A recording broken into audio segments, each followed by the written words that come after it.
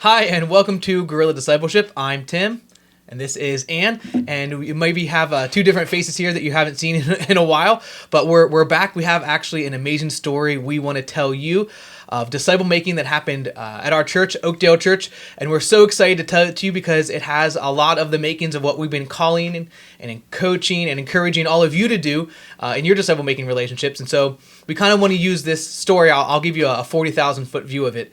As a case study for what you can do in your life, in your job, with your family, with your friends, and just see how God will work and move to use you to make disciples who make disciples. And hopefully by the end of the day, you'll say, I really didn't do anything, just like our friend Clark said multiple times in his testimony that he gave here at our church a few weeks ago. And so I'm going to give you a quick story of what happened. Essentially, there's a man named Clark who's been coming to Oakdale for a short period of time, maybe less than a year or so. And he, through his job, he had a disciple-making relationship with someone that he was working with, was their spouse. There's a whole bunch of this that I'm just going to blow through because it's a long story, but it's a powerful one. He came in contact with this lady named Niza from North Africa. Sorry, we can't tell you too many more details. For safety reasons, we'll just leave it at that. But Clark met Niza and just started being spiritually obvious with her and showing Christ's love to her.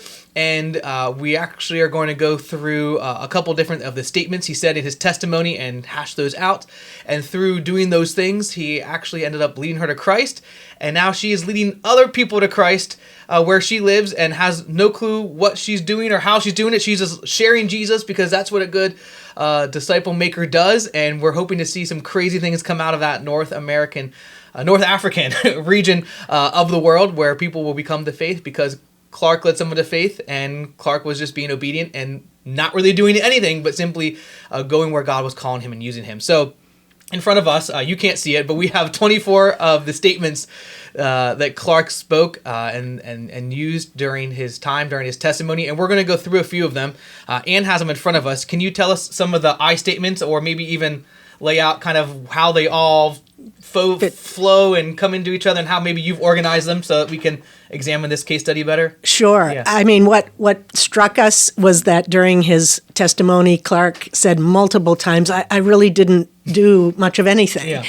And yet, as he told the story and as we listened and reviewed it afterwards, in the most humble possible way, Clark used about 24 I statements to describe what he did in fact do. But because they were so normal and natural to him, it did seem to him that he really hardly did anything. But we're going to look at the things that he said that he did, starting with things related to his vocation, his job. So we're going to look at some things he said that were vocational, and then things that began to be relational in a friendly way that went above and beyond really the call of duty with the job, and then later on we see where the conversations became spiritual, and so vocational, relational, spiritual show that journey, that progression of his connection with Niza and her husband, and in disciple making we talk about conversations that move from being casual to meaningful to spiritual, and this is just kind of another way of talking about that progression with both our actions and our words.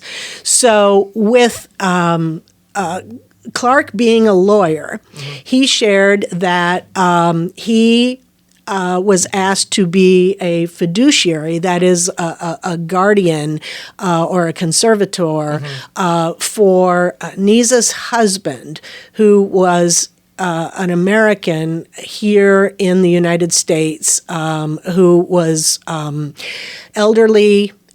His health was very, very poor, and he did not have any family members stateside that could really look after his financial affairs.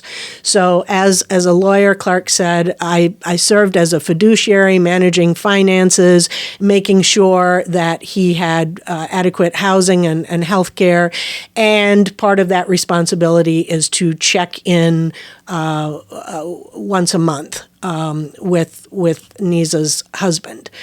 And he began serving in this capacity in 2019. So that was 5 years ago. Yeah. So keep in mind that the story that we're sharing and the things that Clark did and said were spread over that period of time. He said that he realized, of course, that this gentleman was married and that his wife lived in North Africa. And so he really began having a relational connection with both of them. He said, I recognize that people need more than just the basics of life.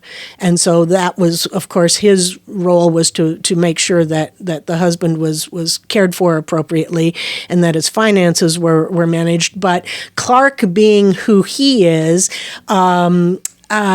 just wanted to make sure that there was more than just those basics. And one of the things that he said was, I recognized that they had weekly phone calls between here and North Africa to stay in touch.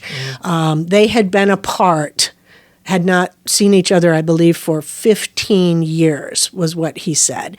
And so in the care facility that the husband was at, Clark made it part of his job to make sure that the staff was helping them maintain these weekly phone calls.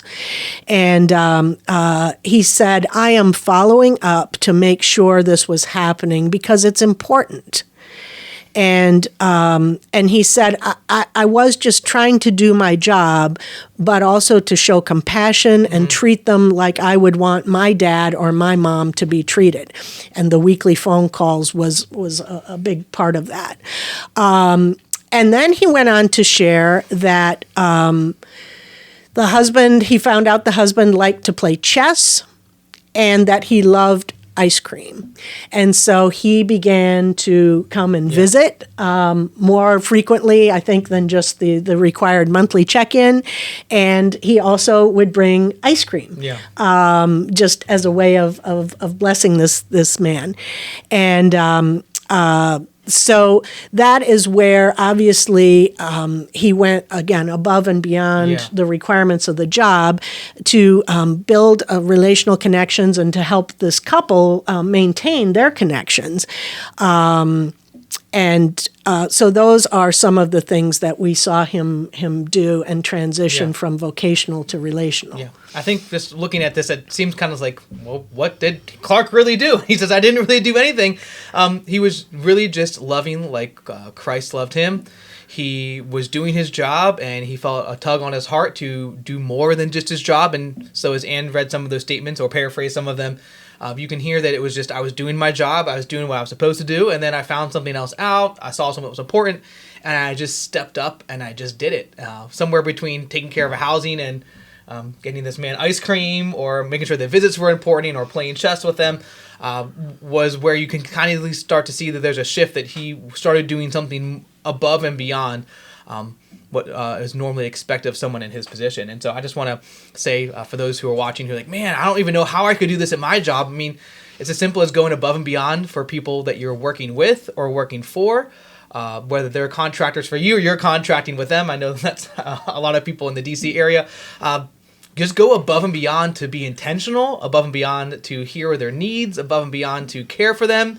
You hear someone who maybe is struggling in a certain area, you can ask for prayer for them. You can get them ice cream. You can say, hey, I heard last time we spoke, you said your father was, on hospice. How is he doing? You can just make that change from simply vocational to relational, and it doesn't have to be quick or fast.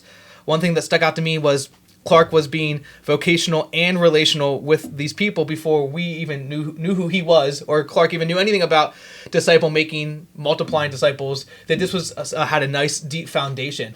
It's not like he says, "Oh, I got to make disciples," and then went and found someone on the side of the street who he thought was going to be the perfect candidate. This kind of was God had already placed him here and had already been working in these relationships. Do you want to add anything else, and to kind of the vocational relational like flow or the turn, or how people who are watching or listening could make that shift?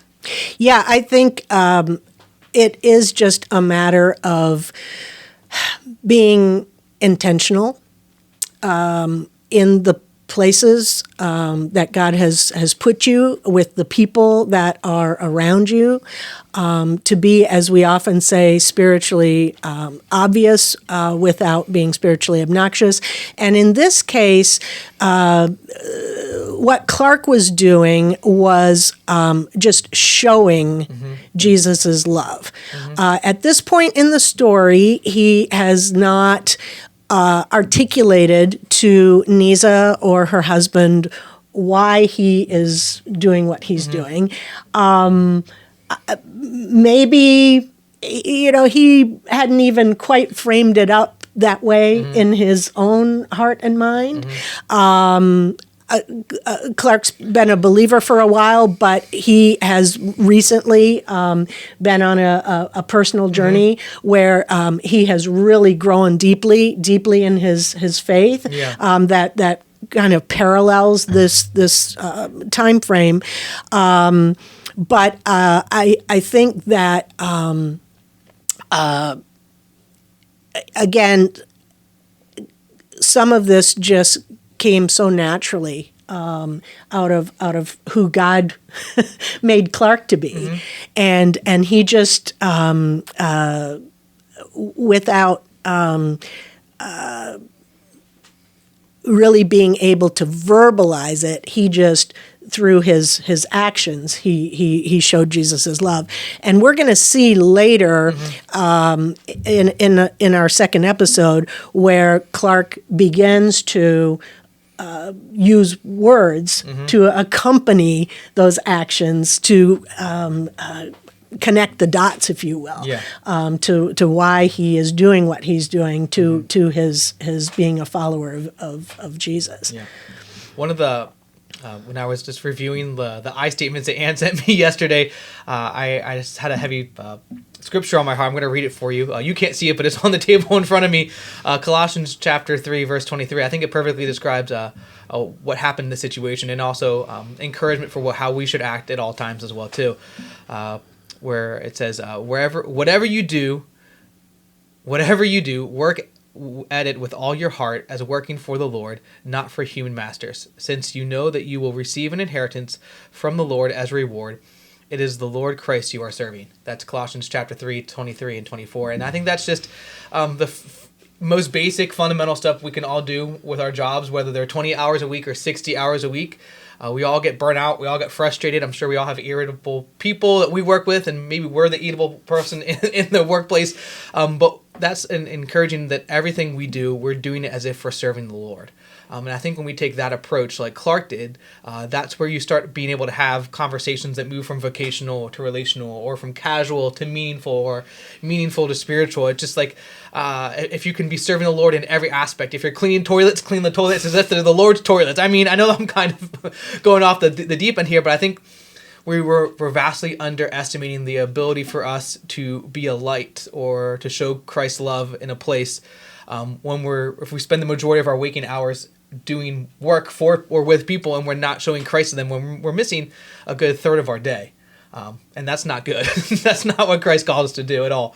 So, Ann, do you want to share the last statement that Clark made before it went into spiritual, and then we'll make you hold on to the next episode for the spiritual stuff? But. Sure. So in the fall of 2023, Nisa's husband was gravely ill, and again, in his role as a lawyer and an advocate, he helped Nisa to get a visa to be able to come here to see her husband in some of his last months.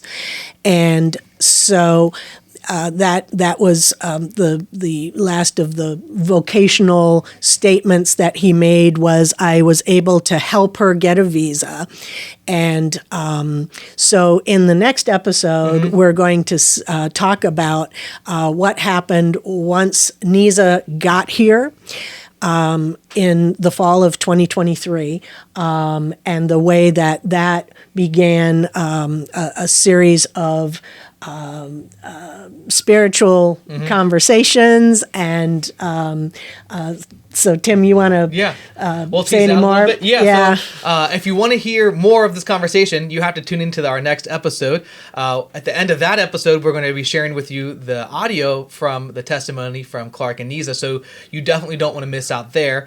But we hope this encourages you in your walk. And one thing I want to do is, I'm not sure how we're going to get this out. Maybe it'll be in a link below or the comments or an image, is I recently found a relationship mapping exercise where it just encourages us to say, like, who are the people in my life who don't know who Jesus is? Is it where I live? Is it where I work? Is it where I learn? Is it where I play? Is it somewhere in between? And just write those names down. I know we've talked about this dozens of times, whether it be using different acronyms or different spheres of influence, but we have a thing I stole from the Kansas City Underground. I think they'd be okay with me passing that out. And just write down names of people that you come in contact with that don't know Jesus, and write down maybe people that they know who don't know Jesus as well too, or people you can be praying for that are non-believers, and just ask God to show you. And that's kind of something that I think Clark didn't do, but he was very attentive to, is who is around me who doesn't know Jesus. I think going back, he probably would fill out a map like this, or at least going forward, but this is something that you can tangibly do.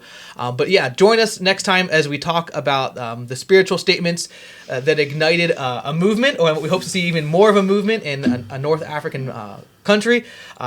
And as always, if you have any questions, comments, you can email me at tparker@oakdale.church. And I guess you can also email Ann, right? Is sure. That okay? Absolutely. A Jordan, Jordan, at oakdale.church. Put any comments, questions, tell us you like us, tell us you don't in the comments below. We want to hear from you. But hey, tune in for our next episode because you don't want to miss how it transitioned to spiritual conversations. Take care.